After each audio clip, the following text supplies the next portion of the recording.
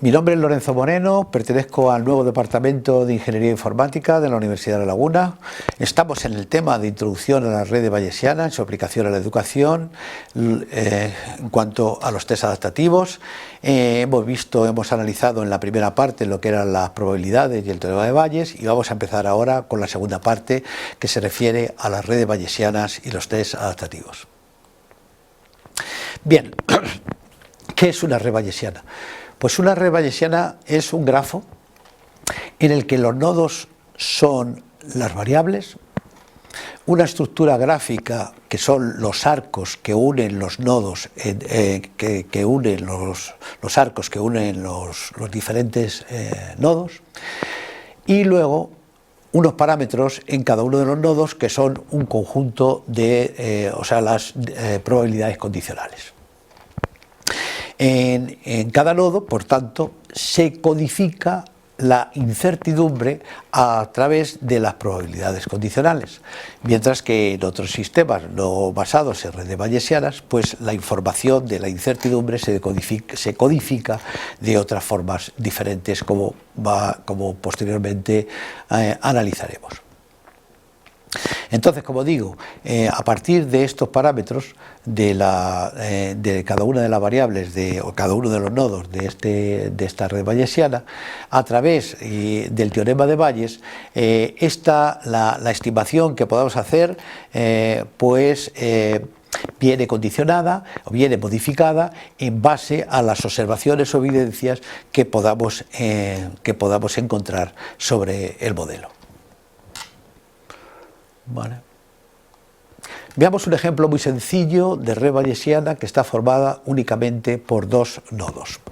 Un nodo que vamos a llamar un nodo de conceptos, conectado con otro nodo de preguntas que nosotros realizaremos para estimar el conocimiento que tienen de ese concepto los alumnos. Entonces, en el nodo C, el parámetro va a ser la probabilidad de conocer el concepto y también su complementario, que es la probabilidad de no conocer el concepto, que será 1 menos la probabilidad de conocer el concepto. Y esto es lo que denominaremos inicialmente probabilidad a priori. En lo que se refiere al nodo P, tendremos los siguientes parámetros, y aquí vienen indicados lo que expresan. Yo lo voy a comentar. Estas son probabilidades condicionales, y esta primera es la probabilidad de conocer, por eso ponemos signo más, conocer la pregunta condicionada a conocer el concepto. Como hay incertidumbre, también está la probabilidad de no acertar la pregunta, aún conociendo condicionada a saber el concepto. Eso puede ser, fallamos la pregunta, sabiendo el concepto, pues por fatiga, porque la pregunta sea compleja, por varias razones que pueden condicionar a que aquí exista una incertidumbre. Que esta probabilidad de acertar la pregunta sabiendo el concepto no va a ser exactamente 1, sino que puede tener un determinado valor menor que 1. Porque hay una probabilidad que es la complementaria, que la de no acertar la pregunta conociendo el concepto es la complementaria de la de conocer la pregunta conociendo el concepto. Bueno, pues estos dos parámetros son para el caso de acertar la pregunta y conociendo el concepto. Luego también está los siguientes parámetros, que son la probabilidad de acertar la pregunta sin conocer el concepto.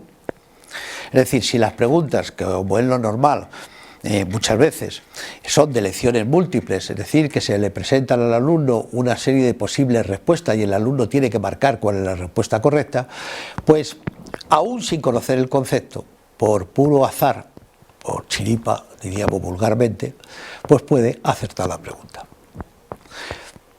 Lo normal, en este caso, es que no aciertes la pregunta, pones un menos, no aciertes la pregunta si no sabes el concepto, que será la complementaria de acertar la pregunta sin conocer el concepto. No sé si esto es un trabalenguas, pero con el más indicamos conocer el concepto de C, Con el menos en C indicas no conocer el concepto, con el más en la pregunta supone acertar la pregunta, con el menos en la pregunta supone fallar en la respuesta de la pregunta.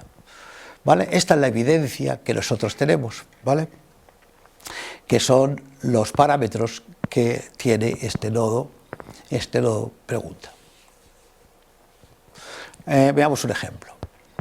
En lo que llamamos probabilidad a priori, el parámetro que tenía el nodo variable de conocimiento, de concepto, PC más, si vale por ejemplo 0,3, significa que el 30% de los alumnos conocen a priori conocer a priori el concepto. Aquí está mal puesto, conocer a priori el concepto. Este otro parámetro, la probabilidad de acertar la pregunta suponiendo que se conoce el concepto, si vale 0,9, significa que el 90% de los alumnos acertará la pregunta. Por lo tanto, es una pregunta asequible a la gran mayoría de los alumnos. La probabilidad de acertar la pregunta sin conocer el concepto, bueno, en este caso, como ejemplo, vale 0,2, significa que solamente el 20% de los alumnos acertaría la pregunta, por azar. Este número pues es mucho menor, lógicamente, que de lo que sea este. Esto normalmente se le conoce como adivinanza a este parámetro, ¿vale? 1 menos este concepto es lo que se conoce como dificultad, ¿vale? Bien. Pues, conociendo la evidencia de la respuesta a la pregunta, por ejemplo, PSU1, con esta evidencia podemos calcular la probabilidad a posteriori, ¿verdad? La probabilidad a posteriori de conocer el concepto acertando la pregunta, y si no acierta la pregunta, también podemos calcular la probabilidad a posteriori, la probabilidad de conocer el concepto sin acertar la pregunta. Y esas probabilidades a posteriori las calcularemos a partir del teorema de Bayes, que hemos visto en la primera parte. Esta probabilidad a priori, es decir, la probabilidad de la estimación que hacemos de conocer el concepto habiendo acertado la pregunta, y la probabilidad a posteriori de conocer el concepto no habiendo acertado la pregunta, ¿vale? O sea, tenemos la evidencia, respuesta correcta, respuesta incorrecta. Entonces, aplicando el teorema de Bayes, la probabilidad a posteriori que calculamos, que estimamos porque ya tenemos una evidencia que es la respuesta, en este caso correcta, es la probabilidad a priori que teníamos inicialmente antes de realizar la pregunta por la probabilidad de acertar la pregunta suponiendo o condicionada a conocer el concepto, partido por la probabilidad total de acertar la pregunta. Esa probabilidad total de acertar la pregunta se puede calcular como una probabilidad total, como digo, que sería la probabilidad de conocer el concepto por la probabilidad de saber la pregunta condicionado a conocer el concepto, más la probabilidad de no conocer el concepto por la probabilidad de acertar la pregunta condicionado a no conocer el concepto, ¿vale? Entonces, a partir de un conocimiento a priori, el teorema de Bayes nos permite determinar un conocimiento a posteriori, en este caso, acertando la pregunta. Si no acertamos la pregunta, estas fórmulas no valen, las que valen son las de aquí abajo, y la probabilidad a posteriori de conocer el concepto, suponiendo condicionada que has fallado la pregunta, es la probabilidad a priori que tenías inicialmente antes de contestar la pregunta, por la probabilidad de fallar la pregunta condicionada a conocer el concepto, y partido por la probabilidad total de fallar la pregunta. Esa equivalente a esta.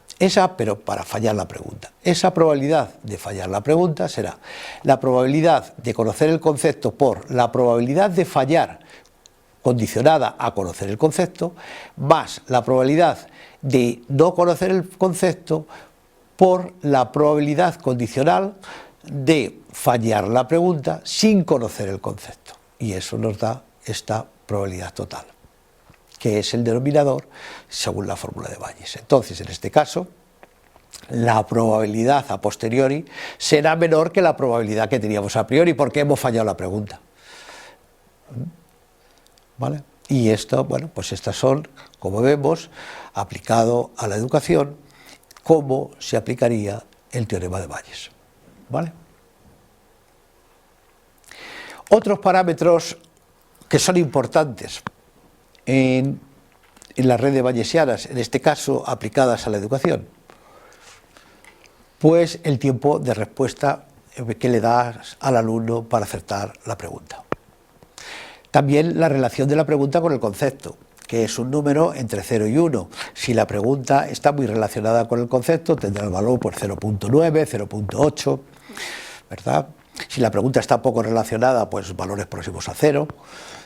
Y también puede darse el caso que una pregunta pueda pertenecer a varios conceptos o temas y con un grado diferente para cada concepto o tema. ¿Vale?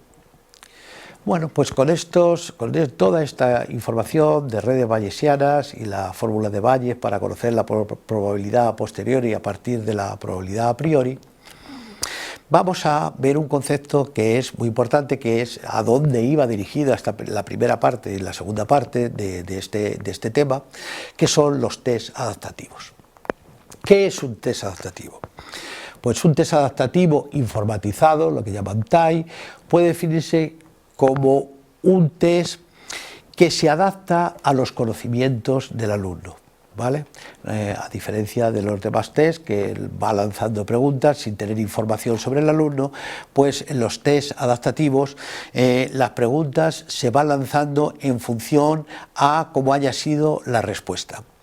De forma que si le hemos lanzado a un alumno una pregunta que es difícil y la pregunta la acierta, la siguiente pregunta que vamos a proponerle es una pregunta difícil o muy difícil. Porque nos adaptamos al conocimiento, porque ha aceptado correctamente la pregunta difícil. Por el contrario, si a un alumno, a otro alumno, le lanzamos esa pregunta difícil y la falla, la siguiente pregunta tendrá un grado de dificultad menor, es decir, nos vamos adaptando. O sea que es importante la estimación que vamos haciendo del conocimiento a las preguntas que se van lanzando. ¿Cuál es la siguiente pregunta que vamos a lanzar en función de la respuesta que haya dado? Y también cuál es el mecanismo de parada para ver cuándo se termina el test y qué valor de estimado ha dado del conocimiento que tiene el alumno. Aquí he citado una tesis doctoral bastante interesante referida a los test adaptativos y a las redes bayesianas. El TAI es un algoritmo iterativo y subrayo el concepto iterativo porque se parte de un conocimiento a priori que con las observaciones de las preguntas que le vamos lanzando vamos estimando el conocimiento y partimos de un conocimiento a priori, pero luego el conocimiento a posteriori que calculamos con la fórmula de Bayes pues nos va dando el nuevo conocimiento a priori que tenemos para la pregunta siguiente y así sucesivamente. Por eso es importante la palabra iterativo. Entonces, está basado en varios pasos, que es el primero.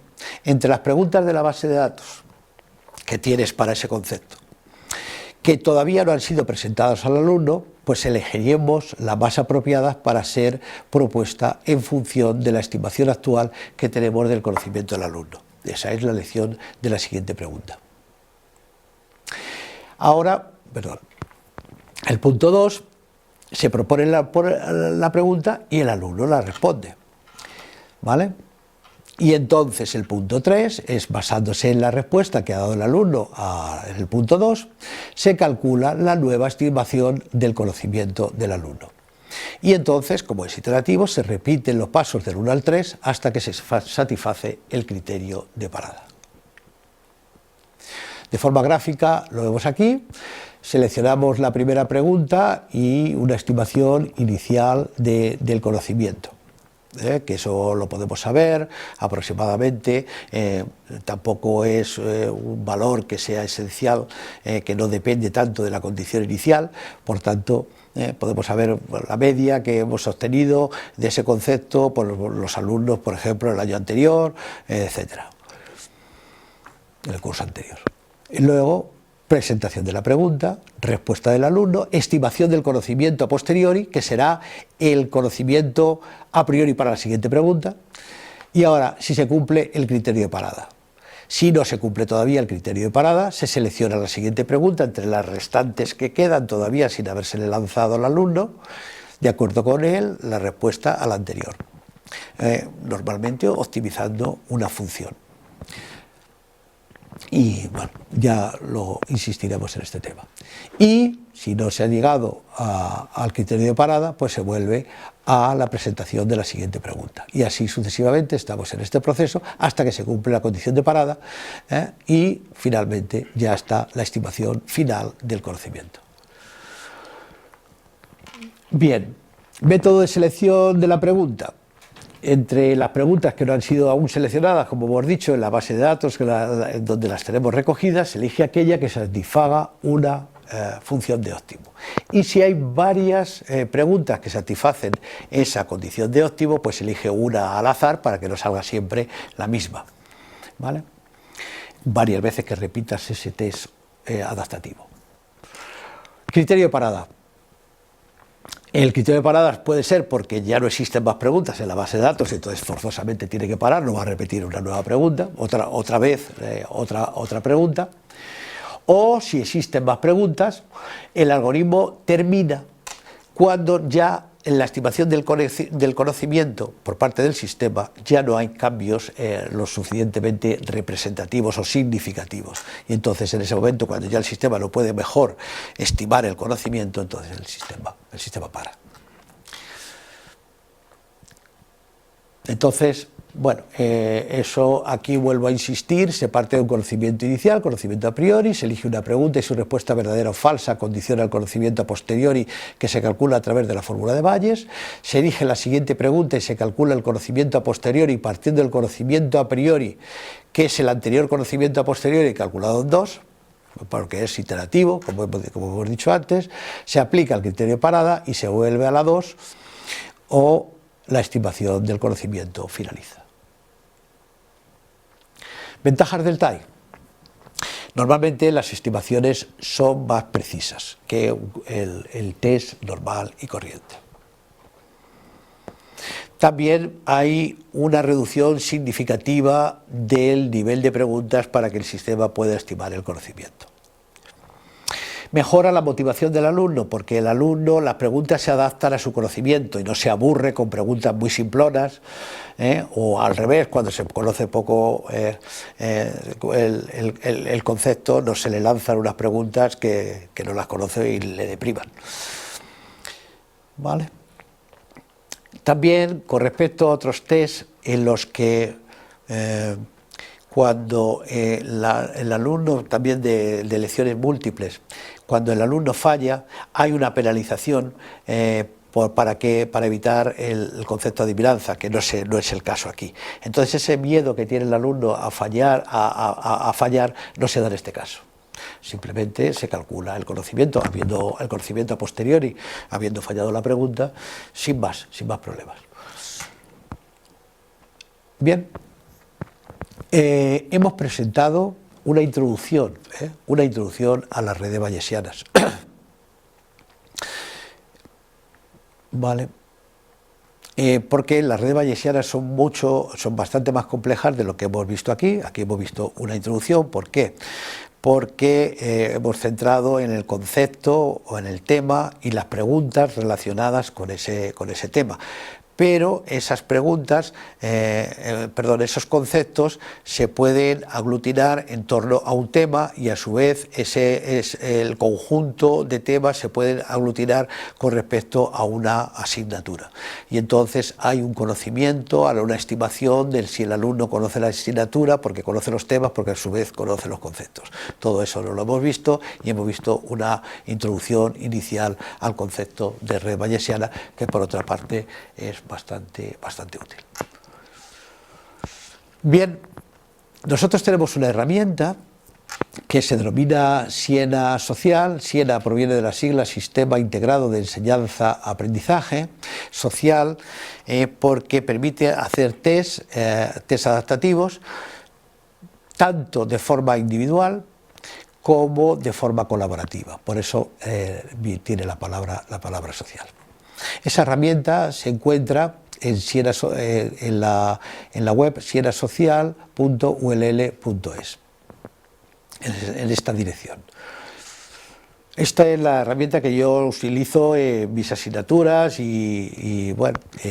entonces donde los alumnos tienen el rol de alumno, yo tengo el rol de profesor y a su vez tengo el rol de administrador. Entonces a mí me gustaría que ustedes trabajaran en los tres roles, en el rol de administración, en el rol de profesor y en el rol de alumno. Para ello, para no modificar cosas que son importantes, que ya están aquí establecidas y que hay muchos mapas conceptuales de asignaturas, etcétera, y se puedan estropear sin intención, pero porque estás aprendiendo. Entonces lo que hemos hecho es crear una imagen y es la imagen esta en la que vamos a trabajar. Es exactamente la misma herramienta que aquí, pero es una imagen. Aquí van a trabajar en los roles de, como digo, de administrador, de profesor y de alumno, y trabajarán con esta herramienta para ver cómo funciona una herramienta basada en redes bayesianas. En los foros pues ya les indicaremos y en sucesivos videoclips pues ya les iremos indicando cómo hay que utilizarla. De todas maneras pueden entrar en esta o bien en esta, da igual, porque en la pantalla inicial y en la ayuda, así como la guía de usuario, se puede analizar, se puede estudiar el funcionamiento de la herramienta. ¿De acuerdo? Muy bien.